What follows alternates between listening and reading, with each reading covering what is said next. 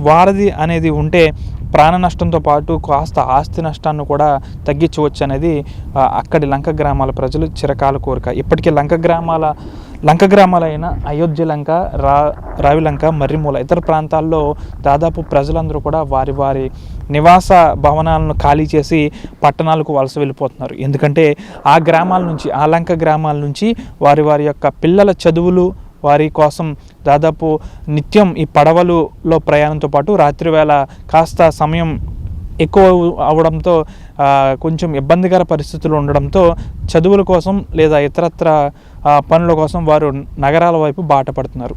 దాదాపు లంక గ్రామాలు అంటే అయోధ్య లంకతో పాటు కొన్ని లంక గ్రామాలు ఇప్పటికే ఖాళీ అయిపోయిన పరిస్థితి.